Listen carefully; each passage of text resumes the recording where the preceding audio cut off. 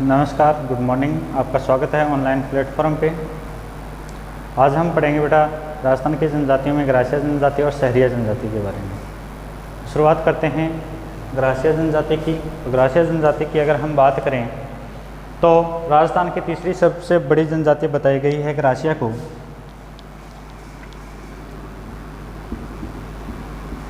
राजस्थान की तीसरी सबसे बड़ी जनजाति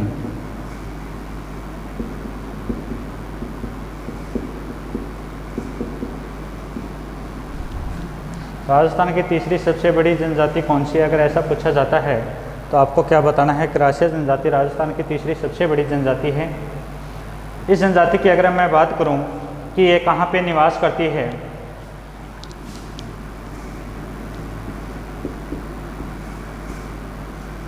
निवास की अगर बात आती है, ये जनजाति सिरोही, पाली तथा उदयपुर में निवास करती है। ये जनजाति कहाँ निवास करती है? सिरोही, पाली और उदयपुर में।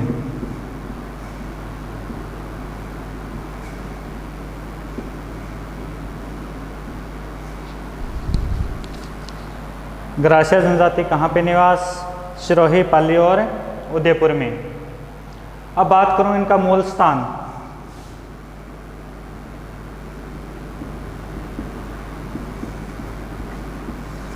कि ग्रासिया जनजाति है उसका मूल स्थान कौन सा है?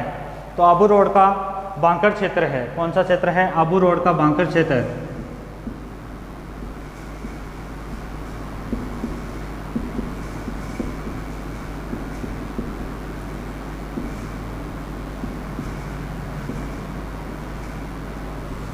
इस क्षेत्र में इनका मूल स्थान बताया गया है, आबू रोड का बांकर क्षेत्र बताया गया है।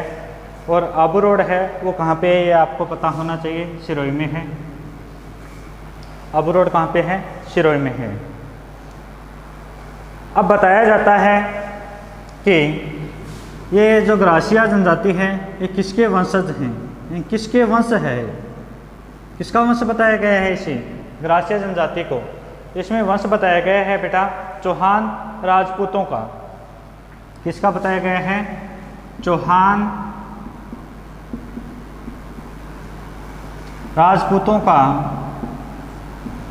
वंशज। किसके वंशज हैं? चौहान राजपूतों के ये वंशज हैं। ग्रासिया लोगों के घर होते हैं।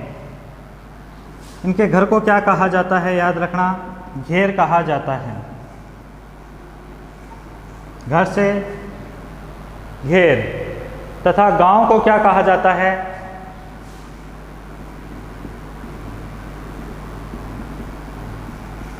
फालिया।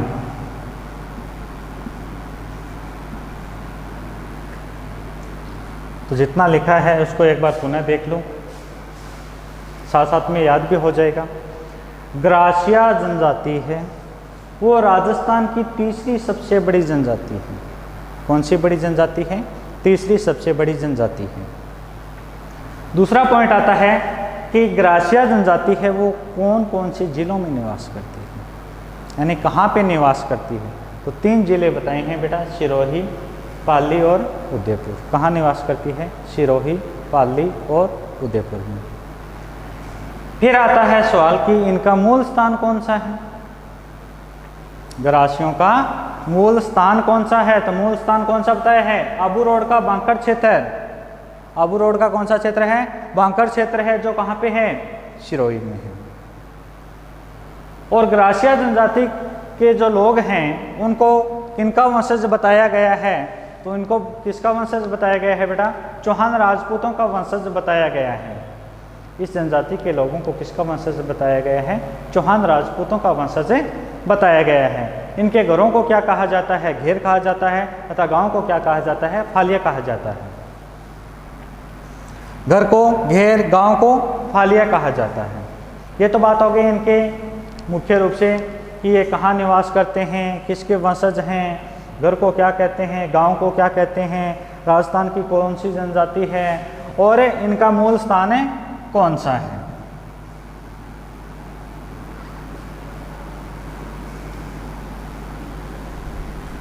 अब आगे हम बात करेंगे इनके सामाजिक जीवन की। किसकी बात करेंगे? सामाजिक जीवन की।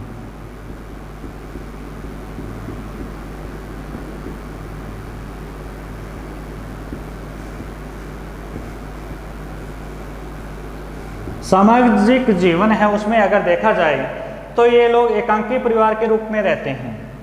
कैसे? एकांकी परिवार। इनका परिवार कैसा है? एकांकी परिवार, पहली बात। दूसरी बात अगर हम देखें तो इनके परिवार का जो मुखिया है, मुखिया कौन होता है?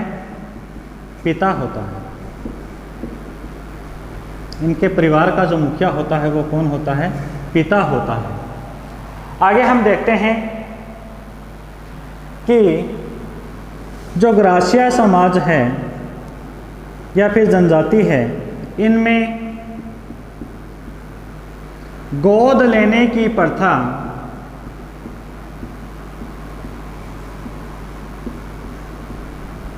प्रचलित है। क्या लेने की प्रथा प्रचलित है?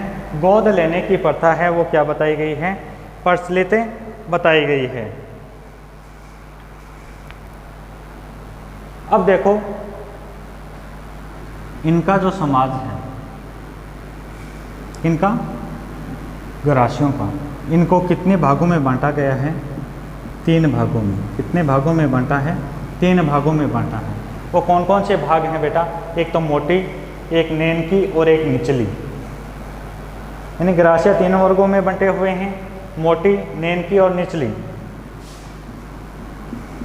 मोटी, नैनकी व निचली,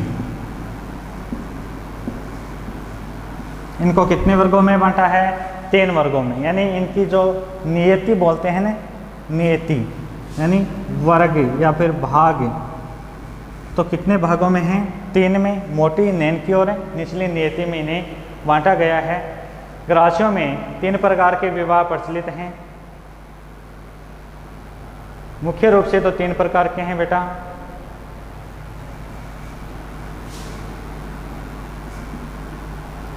विवाह है 3 प्रकार के। विवाह की प्रथा कितने प्रकार की प्रचलित है? 3 प्रकार की। एक तो होता है मोर विवाह है, एक विधवा विवाह है, एक पहरावना विवाह है। इसके अलावा एक विवाह और होता है तानना विवाह है। कौन सा होता है? तानना। तो विवाह की अगर पूछी जाती है कि इनके समाज में कितने प्रकार के विवाहों की प्रथा प्रचलित है, अब आगे हम देखते हैं बेटा इनका जो समाज है उसमें जो पंचायत है, इनके समाज में भी क्या बताई गई है? पंचायत बताई गई है। और पंचायत का जो मुखिया होता है उसे क्या कहते हैं? पंचायत का मुखिया क्या कहलाता है? सहलोत कहलाता है। पंचायत का मुखिया क्या कहलाता है? सहलोत कहलाता है। अब मेलों की बात की जाए तो इनका मेला जो है वो सबसे बड़ा मेला कौन सा है?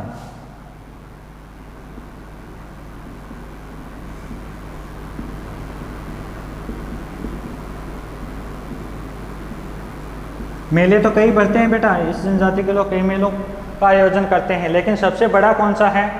मनखारो। ग्रासियों का क्या है? मनखारा है, यानी मनखारो मेलो। कौन सा मेला है? मनखारो। यानी मारो तो मन क्या है? खारो है। इसके अलावा इस जनजाति के लोगों में अगर हम बात करें तो मुख्यतः कोटेश्वर का मेला अंबाजी, देवला के पास चैत्री विचित्र मेला, वैशाख कृष्णा पंचमी को गोगुंदा का गणगौर मेला। इसके अलावा आप लिख सकते हैं गणगौर मेला।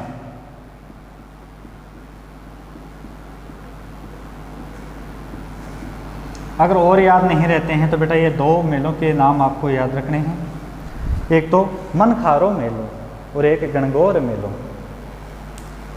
तो पुनः देखते हैं इसको एक बार, सामाजिक जीवन से संबंधित बातों को, कि ये लोग एकांकी परिवार में रहते हैं। किस में रहते हैं? एकांकी परिवार में। दूसरा पॉइंट आता है, इनका जो मुखिया होता है, इनका जो मुखिया होता है वो कौन होता है? पिता होता है। ग्रासिया जो जनजाति के लोग हैं उनके परिवार का जो मुखिया होता है वो कौन होता है? पिता होता है। फिर बात करें आगे कि इस समाज में निसंतान व्यक्ति क्या ले सकता है? गोद ले सकता है, यानी गोद लेने की प्रथा भी इस समाज में क्या है? प्रचलित है। अगला पॉइंट हमने लिखा था कि इनके परिवार में या फिर समाज में जो वर्ग हैं उन वर्गों को कितने भागों में बांटा है? 3 भागों में बांटा गया है। एक तो मोटी, एक नैन की और एक निचली। मोटी, नैन की और निचली। फिर बात करते हैं इनके विवाह में। इनके विवाह को कितने भागों में बांटा है? 3 प्रकार से इनका विवाह होता है। तानना होता है, विधवा विवाह होता है और कौन सा होता है? मोर विवाह इसमें प्रचलित है। फिर बात करते हैं कि जो ग्रासिया समाज है उसमें जो पंचायत होती है उस पंचायत का जो मुखिया होता है वो क्या कहलाता है? सहलोत कहलाता है। पंचायत का मुखिया क्या कहलाता है? सहलोत कहलाता है। लास्ट हमने लिखा कि इनका जो मेला भरता है, यानी ग्रासिया जनजाति के जो लोग हैं इनका जो सबसे बड़ा मेला है वो कौन सा है? मनखारो मेला। कौन सा है? मनखारो मेला। इसके अलावा कौन से मेले का आयोजन किया जाता है? गणगौर मेले का भी इसमें आयोजन किया जाता है। अब आगे देखते हैं हम अन्य सामाजिक जीवन से संबंधित बातें।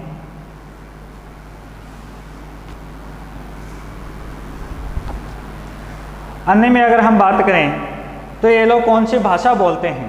अब बात किसकी आ गई बेटा? भाषा की बात आई है। यानी ग्रासिया जनजाति के लोग कौन कौन सी भाषा बोलते हैं? तो भाषा में प्रमुख रूप से ये लोग गुजराती, भीली, मेवाड़ी और मारवाड़ी बोलते हैं। मुख्य रूप से हम देखें तो कौन से बोलते हैं? गुजराती, भीली, मेवाती और कौन सी? मारवाड़ी। ये 4 भाषाएं ग्रासिया जनजाति के लोग बोलते हैं।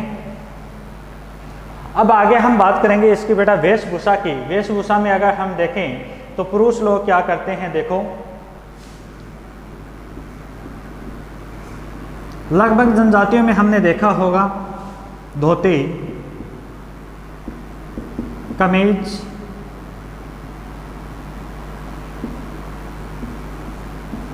कोमा, साफा। इतनी चीज़ तो हमने देखी हैं कि सब में होती हैं, लेकिन यहाँ पे जो साफा है वो साफा नहीं है, केवल क्या है बेटा? तौलिया। केवल बोलते हैं ना तौलिया। सिर पे ये लोग क्या बांधते हैं? तौलिया बांधते हैं। फिर महिलाओं की बात करें तो महिलाओं में बेटा देखना याद रह जाएगा, ग्रासिया जनजाति की जो महिलाएं हैं वो वस्त्रों में तड़क भड़क वाले वस्त्र पहनती हैं। कैसे वस्त्र पहनती हैं? तड़क भड़क वाले वस्त्र पहनती हैं, यानी ज़्यादा सुंदरता दिखाना वाला वस्त्र पहन रहे हैं। इसके अलावा हम बात करें तो जो हमने भील और मीणा में देखा था वही चीज़ इसमें निकल के आती है। इसमें गोदना गुदवाने की भी प्रथा है, यानी गोदना गुदवाना। इस समाज में भी जो ये लोग हैं ये क्या करते हैं? गोदना गुदवाते हैं। लास्ट पंक्ति में आता है उपासक, यानी किसकी उपासना करते हैं इस जनजाति के लोग? इस जनजाति के लोग हैं वो किसकी उपासना करते हैं बेटा? एक तो शिव जी की। किसकी उपासना करते हैं? शिव जी की करते हैं। दूसरा करते हैं भैरव जी की, यानी भैरव की। और तीसरा है दुर्गा माता की। किसकी उपासना करते हैं? दुर्गा माता की। तो देवताओं की बात आ गई है, तो कौन से देवताओं को ये अधिक मानते हैं? उसमें शिव, भैरव और दुर्गा। तो सामाजिक जीवन में बेटा इतना ही पढ़ेंगे हम। तो सामाजिक जीवन में हमने अब देखा है कि भाषा कौन सी बोलते हैं। भाषा में गुजराती है, भीली है, मेवाती है और मारवाड़ी है। इसके अलावा हमने अगला पॉइंट देखा था इनकी वेशभूषा से संबंधित। तो वेशभूषा में हमने देखा जो पुरुष हैं वो धोती पहनते हैं, कमीज पहनते हैं और सिर पे क्या बांधते हैं, तौलिया यानी साफा बांधते हैं। फिर महिलाओं की बात की थी तो इस समाज की जो महिलाएं हैं वो तड़क भड़क वाले वस्त्र अधिक पहनती हैं। कौन से वस्त्र पहनती हैं? तड़क भड़क वाले जो वस्त्र हैं वो क्या पहनती हैं? अधिक पहनते हैं। फिर हमने देखा कि इसी समाज में क्या है कि जो लोग हैं उनमें क्या प्रसिद्ध है। प्रसिद्ध की बात आई है तो क्या प्रसिद्ध है? गोदना गुदवाना प्रसिद्ध है। क्या है बेटा? गोदना गुदवाना। और लास्ट में हमने देखा कि इस समाज के जो लोग हैं वो किसके उपासक हैं। उपासक की बात आई यानी देवताओं संबंधी अगर बात आई है उसमें हमें शिव जी यानी शिव, भैरव और दुर्गा माता को शामिल करना है, यानी इन तीनों के ये लोग क्या हैं? उपासक हैं। आगे हम बात करेंगे बेटा इनके अर्थव्यवस्था से संबंधित। अगली जो बात आती है वो क्या आती है? अर्थव्यवस्था से संबंधित बात आती है।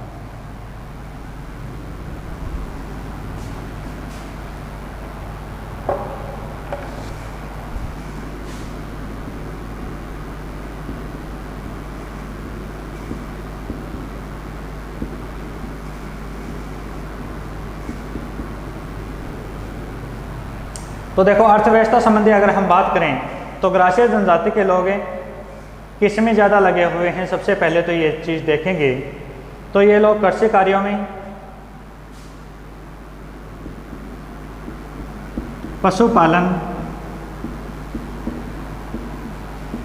संग्रहण, शिकार, ये चार चीज़ तो लगभग हमें मिलती हैं। इसके अलावा संग्रहण में तो आगे बेटा वन उत्पाद से संबंधित है। इसके अलावा ये लोग क्या करते हैं? जंगलों से लकड़ियाँ काटते हैं। लकड़ी काटना याद रह जाएगा। कृषि कार्य, पशुपालन, संग्रहण, शिकार और लकड़ी काटना, लगभग जनजातियों में यही चीज़ हमें देखने को मिली है। अब देखो बेटा इस जनजाति के लोग अनाज का संग्रहण, किसका संग्रहण करते हैं? जो अनाज का संग्रहण करते हैं वो किस में करते हैं? ये चीज़ बात आई है तो ये अनाज का संग्रहण किस में करते हैं? सोहरी में करते हैं। सोहरी में करते हैं। किसमें? सोहरी। अपनी भाषा में क्या कहेंगे? कोठी। किसमें करते हैं? कोठी। कोठी समझ गए होंगे, इस प्रकार से बनी होती है। इस प्रकार से घरों में नहीं होती है क्या बेटा? कईयों के यहाँ पे खिड़की होती है और कईयों में यहाँ पे होती है, यानी यहाँ से अनाज डाला जाता है और यहाँ से निकाला जाता है। ये क्या है? कोठी है। तो अर्थव्यवस्था में दो पंक्ति ही आपको याद रखनी है। पहली पंक्ति तो हमने लिखी कि इस जनजाति के लोग हैं वो कृषि कार्य, पशुपालन, संग्रहण, शिकार तथा लकड़ी काटने का कार्य करते हैं। दूसरा हमने देखा कि इस जनजाति के जो लोग हैं जो अपने अनाज का संग्रहण करते हैं, अनाज को जहाँ पे रखते हैं वो कहाँ पे रखते हैं? सोहरे में रखते हैं, जिसे हमने क्या कहा है? अपनी भाषा में कोठी कहा है। क्या? कोठी। इसी के साथ आपका ग्रासीय जनजाति क्या होती है? पूर्ण होती है। आगे हम देखेंगे सहरिया जनजाति। कौन सी जनजाति को? सहरिया। 4 नंबर जनजाति आती है बेटा सहरिया। सहरिया, रिया 7 में, सहरिया। तो सहरी जो जनजाति है उसकी अगर मैं बात करूं तो एक तो हमने पढ़ा था सबसे गरीब जनजाति। गरीब कौन सी थी? भील थी। सबसे ज़्यादा गरीब भील थी। और सबसे ज़्यादा उन्नति करने वाली शिक्षित संपन्न कौन सी थी? मीणा।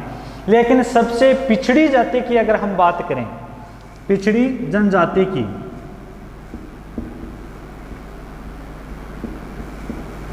तो सबसे पिछड़ी जनजाति कौन सी है? सहरिया है। सबसे पिछड़ी जनजाति कौन सी है? सहरिया है। और सहरिया जनजाति के लोग सर्वाधिक हमें कहाँ देखने को मिलते हैं, यानी इनका निवास कहाँ पे है? निवास की बात करें तो सर्वाधिक कौन से जिले में हमें देखने को मिलेंगे? 12 जो जिला है हमारा वहाँ पे सहरिया जनजाति अधिक है। सहरिया शब्द किस भाषा का बना हुआ है और इसका अर्थ क्या होता है? ये चीज़ देखेंगे। अर्थ से संबंधित बात आई है तो तो सहरिया शब्द कौन सी भाषा का है? फारसी भाषा का है। कौन सी भाषा का है? फारसी भाषा का शब्द है, जिसका निकल के आया है शहर, और शहर का अर्थ क्या होता है? जंगल। तो फारसी भाषा का कौन सा शब्द है? शहर, और शहर का क्या अर्थ होता है? जंगल। शहर का अर्थ क्या होता है? जंगल। यानी सहरिया जनजाति है वो फारसी भाषा के कौन से शब्द से बनी हुई है? शहर शब्द से बनी हुई है। कौन से शब्द से? शहर शब्द से बनी हुई है, और शहर का अर्थ होता है जंगल। आगे हम देखेंगे तो इनके घरों को क्या कहा जाता है। तो घरों से संबंधित अगर हम बात करें तो बेटा क्या कहा जाता है इनके घरों को? घरों की बात आई है तो इनके घरों को कहा जाता है टापरी, या फिर मैं कहूँ टोपा। इनके घरों को क्या कहा जाता है? टापरी या टोपा कहा जाता है। आगे हम देखते हैं कि घने जंगलों में पेड़ों पर या बलियों से बने मकान को क्या कहा जाता है? टोपा कहा जाता है। अब पूछ लिया जाए टोपा क्या है, तो टोपा क्या है? जो घने जंगल हैं उनके पेड़ों के ऊपर जो बनाया गया मचान होता है उसे ही क्या कहा गया है? टोपा कहा गया है। यानी घने जंगलों में पेड़ों की टहनियों द्वारा निर्मित जो मचान होता है वो क्या कहलाता है? टोपा कहलाता है। आगे हम बात करते हैं कि सहरिया जो जाति है उसमें जो छोटी बस्ती होती है, एक तो होती है छोटी बस्ती और एक होती है बड़ी बस्ती। छोटी बस्ती को क्या कहा जाता है और बड़ी बस्ती को क्या कहा जाता है? इन्हीं के नाम पे आधारित है बेटा, सहरिया के नाम से। तो छोटी बस्ती को कहा जाता है सहराना, सहराना, और बड़ी बस्ती को कहा जाता है सहरोला। छोटी बस्ती को क्या कहा जाता है? सहराना, और बड़ी बस्ती को क्या कहा जाता है? सहरोला कहा जाता है। तो इतनी बात तो हो गई बेटा। अब सामाजिक जीवन से संबंधित आगे हम बातें करेंगे, तो इनको एक बार पुनः देख लो। सहरिया सबसे पिछड़ी हुई जनजाति है जो कहाँ पे निवास करती है? बारां में निवास करती है। और अर्थ की अगर हम बात करें तो फारसी भाषा का जो शहर शब्द है उससे इनकी उत्पत्ति हुई है, और शहर का अर्थ क्या होता है? जंगल होता है। इनके घरों को टापरी या टोपा कहा जाता है। टापरी या टोपा कहा जाता है। और टोपा क्या होता है कि घने जंगलों में बने हुए ऊंचे मचान को क्या कहते हैं? टोपा। इनकी छोटी बस्तियों को कहा जाता है सहराना, और बड़ी बस्ती को क्या कहा जाता है? सहरोला कहा जाता है। आगे हम इनके सामाजिक जीवन से संबंधित कुछ बातें करेंगे। तो सबसे पहले हम देखते हैं कि सहरिया जनजाति के जो लोग हैं वो कैसे हैं? एकांकी परिवार में निवास करते हैं। किस इनका परिवार कैसा है? एकांकी परिवार है। एकांकी परिवार। इनका परिवार कैसा है? एकांकी परिवार है। और इस समाज में क्या प्रचलित है? बहुपत्नी प्रथा प्रचलित है।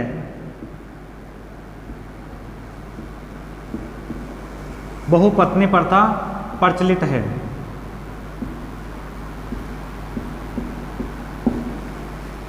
सहरिया समाज में बहुपत्नी प्रथा प्रचलित है। इसके अलावा इसमें बताया गया है बेटा, बहुपत्नी प्रथा के अलावा जो नाता प्रथा होती है, नाता प्रथा भी इस समाज में प्रचलित है। कौन सी प्रथा? नाता प्रथा भी इस समाज में क्या बताई गई है? प्रचलित बताई गई है। अब देखो बेटा, जो सहरिया जनजाति है उसमें जब लड़की का जन्म होता है तो उसको क्या बताया गया है? शुभ माना गया है। यानी इस जनजाति में जब कोई सी लड़की का जन्म होता है तो उसे इस समाज के लोग क्या मानते हैं? शुभ मानते हैं। आगे हम देखते हैं कि बारां जिला में केलवाड़ा के पास सीताबाड़ी में लगने वाला मेला इनका पवित्र स्थल है। तो इनके पवित्र स्थल की बात करें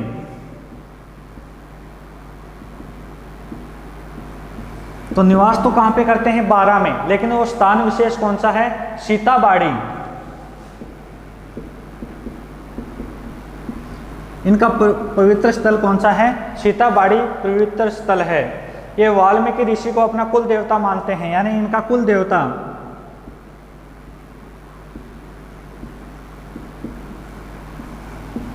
वाल्मीकि ऋषि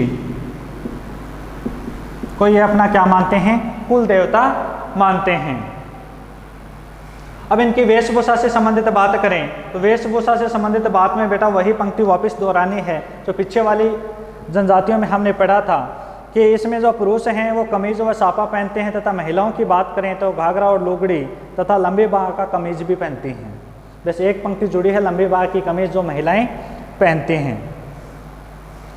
और इसमें जो गोदना गुदवाने की प्रथा है वो भी प्रचलित है, लेकिन इसमें पुरुष नहीं बल्कि कौन गोदना गुदवाते हैं, महिलाएं यानी स्त्रियां हैं वो अपने शरीर पे गोदना गुदवाते हैं।